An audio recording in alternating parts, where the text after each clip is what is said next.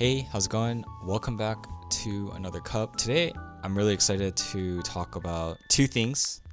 One is the bag and the cafe that I went to, and two is the dripper. Today's beans, we have Un.Common coffee roasters. I believe they're from Amsterdam. This is the Panama Franceschi washed Geisha. The flavor notes are orange blossom, plum, and chamomile. And the gear that I'm using today, tried and true ZP6. I'm using Timemore B75 with Kalita Wave Filter 155. Let's talk about Dore Knot real quick. I was recommended to go to Dore Knot by a couple of baristas around Korea.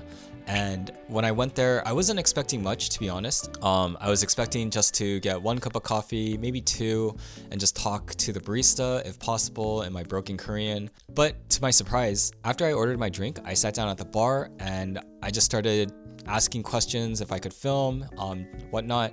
And the owner, or the barista, I think he's the owner, but his name is also Ryan. We started chatting it up and he started giving out this like medley of samples of different roasters around the world and beans that he's been trying or just like experimenting with, and just showing just like the breadth of his skills, to be honest. It was incredible. It was such a serendipitous experience because like it was so fun to just like chat about coffee, just learn about like his technique, why he does certain things, seeing the different styles of like drippers, brewers, grinders, and just like getting my information, having it validated by another barista, also kind of just like, makes me feel good because maybe I do know something, but probably don't. Or maybe he's just being nice. But anyways, yeah, Dore Knot, what a spectacular cafe, because he just brought out a ton of different samples. I think I had like 6 or 7 cups at that cafe, even though I only paid for 2, even though I only paid for 1. I ended up buying this bag of Un.Common because I saw that it's the Panama Franceschi. If you've seen in my previous videos with camel coffee, I already reviewed the Panama Franceschi, but I enjoyed it so much that I wanted to taste it again. Ryan did a really great job of brewing this coffee for me and just made it taste absolutely insane with the flat dripper. And so, you know what? It matches really well with today's situation, where the new dripper that I have is the B75 by Timemore using the Kalita Wave 155 filters. I really love my V60 Neo. I'm a really big proponent of the V60 Neo, but I want to understand the properties of a flat dripper. And the B75 apparently is a really good one. Just to start off, seems like it's a very solid dripper for what it is. So I have some notes prepared because I'm not, fully well versed in the flat dripper world. There's 3 things that I know that all have to work concurrently in order to have a great cup of coffee with a flat dripper.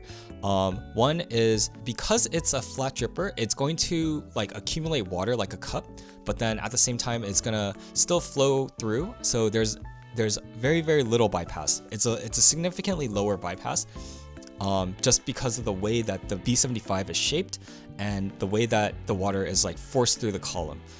That being said, I wanted a larger surface area with the coffee grind, so I ground a little coarser, so we can extract a lot more flavor. And in order to extract that flavor, the water temperature has to be a very specific, or a very controlled, constant temperature. So if it's too cold, it's not going to extract enough sugar and sweetness from the coffee grounds. And if it's too hot, it's going to dissolve all the sugar and then it's going to become more acidic. Let's go into the brewing recipe. So the base recipe that I used is my ZP6 is set at 5. I use 95-degree water. I use 15 grams at a 1:16 ratio. My pouring recipe is, I blend for 45 grams, and then at 30 seconds, I pour to 140. And then before the bag gets fully drained and exposed, I pour to 240. So this timing should be around 115, 130, depending on how aggressively you're pouring, but it's a pretty slow, controlled flow rate. And I finished around 230, 245. I think you can go up to 3 minutes if you're really slow or you're using a finer grind. With the B75, you want a consistent flow of water, so it's constantly immersed and it percolates. So anyways, let's get into the cup. Wow. Yeah, this is great. This Geisha, the florals come in really, really nicely, and then it goes into a really, really nice sweetness. It's like an orange blossom sweetness, but it has a little bit of bitterness throughout, an undertone. But I think it's actually really necessary. The floral comes in really, really gently. and then it goes into like an orange blossom sweetness, transitions with the plum, and then it goes into the chamomile kind of like slightly bitter flavor. It's a really gentle, like even kind of like muted body compared to the V60 Neo, because I think the V60 Neo is very, very vibrant and bright. It's very just sweet, but the B75 is a very, very mellow kind of like constant idea. So I'm pretty sure that's more so the B75 dripper rather than the beans, but Un.Common, this is fantastic. I might actually brew another cup because I feel like I've been yapping for so long.